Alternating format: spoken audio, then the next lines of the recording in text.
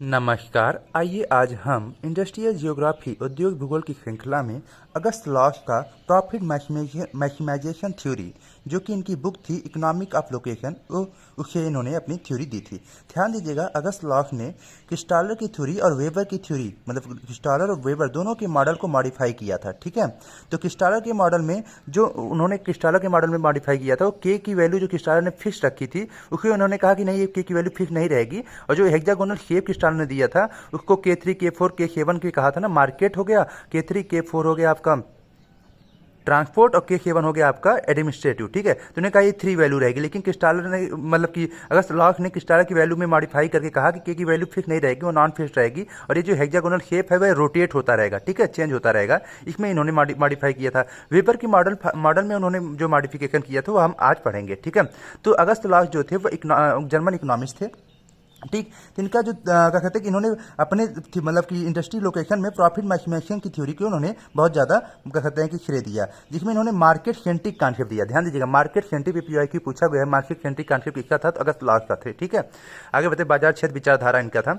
अब हम इनकी बुक देखते हैं। इनकी, ये जर्मन के थे, तो इनकी बुक जो है वह डर रोड्यूल ऑर्डेन डर ऑर्चुस्काप, जो कि जर्मन लैंग्वेज में है। ठीक है, जो कि 1940 में आया था। इसका इंग्लिश ट्रांसलेशन हुआ था WH वालंगन ने इसका इंग्लिश ट्रांसलेशन किया था। ध्यान दीजिएगा, WH वालंगनम ने 1954 में। ठीक है, उनकी जो इंग्लिश ट्रांसलेशन है वो बुक है द इकोनॉमिक ऑफ लोकेशन। ये पूछता है कि अगस्त लॉस की कौन सी बुक थी, द इकोनॉमिक ऑफ लोकेशन। ठीक है, अब अगस्त लॉस ने क्या कहते हैं कि जो वेबर की थ्योरी थी उसमें जो क्या कहते हैं लीस्ट कॉस्ट लोकेशन थ्योरी नहीं थी वेबर की, उस थ्योरी में मॉडिफाई करते हुए बताया कि अधिकतम लाभ कमाना प्रमुख लक्ष्य होता है किसी भी, मतलब एक उद्योग इंडस्ट्री के लिए लोकेशन, मतलब चयन करने के लिए, मतलब एक इंडस्ट्री कहाँ लगाया जाए उसके लिए सबसे पहली बात ये होती है कि वो अधिकतम लाभ कमाए, वहीं पर वो इंडस्ट्री लोकेट होगी। ठीक है, प्रॉफिट मैक्सिमाइजेशन की बात ये कहते हैं कि अधिकतम लाभ मुझे मिलेगा जहाँ, वहीं पर हम इंडस्ट्री को लगाएंगे। ठीक, दूसरी बात ये भी कहते हैं कि कोई उद्योग उस स्थल पर स्थापित होगा। ध्यान दीजिएगा, ये भी वेबर के मॉडिफाई में, कोई उद्योग उस स्थल पर स्थापित होगा जहां कुल लागत, मतलब टोटल क्या कहते हैं कि कॉस्ट एंड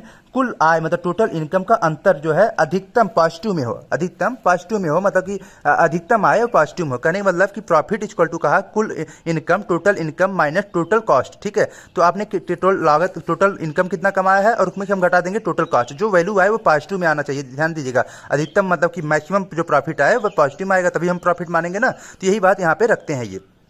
ठीक है, दूसरी बात ध्यान दीजिएगा, इन्होंने कहा कि अधिकतम लाभ के लिए अधिकतम मांग की आवश्यकता होती है। देखिए ध्यान दीजिएगा, अगस्त वेबर ने क्या कहते हैं डिमांड को क्या कहते हैं निगलेक्ट कर दिया था, क्योंकि क्रिटिक्स में अगर हम पढ़ेंगे तो वेबर ने डिमांड को क्रिटिक्स में कर दिया था। वहीं इन्होंने कहा नहीं, डिमांड के लिए हमें मैग्नीट्यूड ऑफ डिमांड, मतलब कि क्या कहते हैं कि अगस्त लॉस ने मैग्नीट्यूड ऑफ डिमांड के प्रभाव पर विचार करने वाले पहले व्यक्ति थे। ठीक है, डिमांड पे इन्होंने ज़्यादा किया, क्योंकि अधिकतम लाभ जो है डिमांड पे, मान लीजिए कि डिमांड ही नहीं रहेगा तो अधिकतम लाभ कैसे मिलेगा। ठीक, ये भी बात इन्होंने रखी थी। वस्तु के मूल्य में कमी मांग की वृद्धि का कारक है। कहने का अर्थ हुआ कि जब किसी भी वस्तु की वैल्यू गिरा देंगे तो उसमें डिमांड में क्या कहते हैं इंक्रीजिंग आ जाएगा। ऐसे समझिए, मान लीजिए कोई पहले वस्तु जो, मान लीजिए कोई एक ऑब्जेक्ट था जिसकी वैल्यू जो थी वह 1000 रुपीज़ थी। ठीक है, तो वह 1000 रुपीज़ थी, कोई वस्तु थी। अब वो टेक्नोलॉजिकल चेंज हुआ, वो वस्तु 800 रुपये में हो गई। तब जब रेट गिर जाता है तो डिमांड बढ़ जाती है। देखिए, होलसेल जब लगता है कि डिमांड गिरा देते हैं कि आपको परसेंटेज छूट मिल रहा है, तो लोग ज़्यादा खरीदते हैं। तो वस्तु के मूल्य में कमी से मांग में वृद्धि का कारक होता है। जब वैल्यू उसकी गिर जाती है वस्तु की, तो डिमांड इंक्रीज हो जाता है। ठीक, अब आगे बढ़ते हैं। इनका एक बहुत ही डिमांड कोण वाला है, ये बहुत बार PYQ पूछा हुआ है, ऐसे फिगर दे दिया था और इन्होंने पूछा था कि ये डिमांड कोण किसका है। ठीक है, तो अगस्त लॉस जी का है। तो डिमांड कोण में ये बताते हैं कि एक तरफ आपका डिमांड रहता है और एक तरफ आपकी प्राइस रहती है। कहने का अर्थ हुआ, आप इसे समझिए, मान लीजिए यम है, यम मतलब मार्केट हुआ।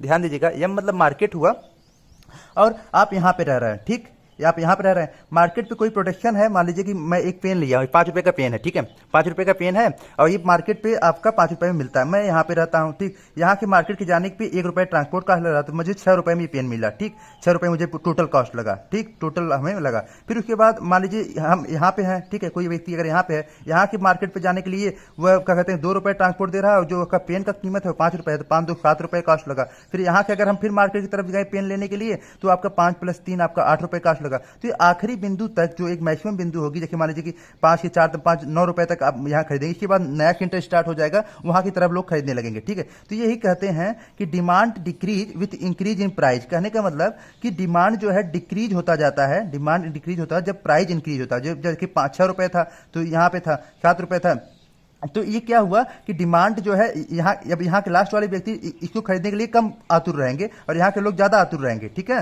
तो डिमांड जो है वो डिक्रीज होता जाएगा, डिमांड जो है देखिए अब डिक्रीज होता जाएगा, देखिए इंक्रीज इन प्राइस, जब प्राइस इंक्रीज होगा, ठीक। तो अब यही समझिए कि यहाँ वाला व्यक्ति ज्यादा डिमांड पा रहा है, यहाँ वाला व्यक्ति ज्यादा डिमांड पाएगा और वहीं इसके बाद ये वाली स्थिति बनेगी, इसके बाद ये वाली स्थिति बनेगी। तो आपकी जो कह सकते हैं जब प्राइस बढ़ रही है तो डिमांड भी कम होता जा रहा है, ये बात इनकी हुई। दूसरी बात ये कहते हैं कि price in increase result of the increase in transport cost. अब देखिए कि प्राइस क्यों इंक्रीज हो रहा है, क्योंकि जब दूरी से हम जा रहे थे मार्केट पे लेने, ट्रांसपोर्ट कॉस्ट हमारा वृद्धि हो रहा था, 1 रुपए 2 रुपए 3 रुपए ट्रांसपोर्ट कॉस्ट मेरा बढ़ता जा रहा था, इसलिए प्राइस इंक्रीज हो रहा था, ठीक। तो इसी डिमांड कौन को इन्होंने इसमें बताया है, इसमें इन्होंने ध्यान दीजिएगा, इस तरफ इन्होंने कहा क्वांटिटी, जिसे आप डिमांड कहिए कितनी मात्रा में मतलब कि पेन को खरीदने वाले लोगों की संख्या है, फिर ये आपका प्राइस हो गया, ठीक। ये मार्केट हो गया जहां के लोग खरीदेंगे। तो अब क्या है कि जैसे कि यहाँ के लोग ज्यादा खरीदेंगे, फिर उसके बाद कम खरीदेंगे, उसके बाद कम खरीदेंगे, ये जो क्वांटिटी है वह कम होती जाएगी। आप यहाँ पे समझिए, यहाँ के लोग ज्यादा खरीदेंगे तो यहाँ तक गया, फिर यहाँ के लोग कम गए तो यहाँ पे आया, ठीक। यहाँ के लोग और कम गए तो यहाँ पे आ गया डिमांड, जो क्वांटिटी है वो मात्रा घटती चली गई, यहाँ पे गए और कम हो गया, यहाँ पे गए और कम हो गया, ठीक। तो ये आखिरी सीमा होगी, क्या कहते हैं एकदम रेंज होगा, ये आखिरी रेंज होगा, पूरा एक सर्कल है, ध्यान दीजिएगा। एक सर्कल, एक कोन को हम उठाएंगे और उसका बीच वाला सर्कल लेंगे, ठीक। उसके बीच के सर्कल के मान लीजिए आपका सिटी सेंटर है और वहां के लोग आकर यहाँ खरीदते हैं, यहाँ के लोग यहाँ आकर खरीदते हैं, यहाँ के लोग आके यहाँ खरीदते हैं, ठीक है। तो एक सिटी सेंटर की तरह है और इसका पूरा एक रेंज है सर्कुलर की तरह, ठीक। तो यही चीज इसमें बताते हैं, डिमांड कोड ये दर्शाने की कोशिश करते हैं और आखिरी रेंज होगी, आखिरी सीमा होगी जहां तक लोग आकर यहाँ की चीज खरीदते हैं। उसके बाद जो है दूसरी सिटी मतलब सेंटर रहेगा जो कि वहां पे लोग खरीदेंगे, ये चीज इनकी रहेगी।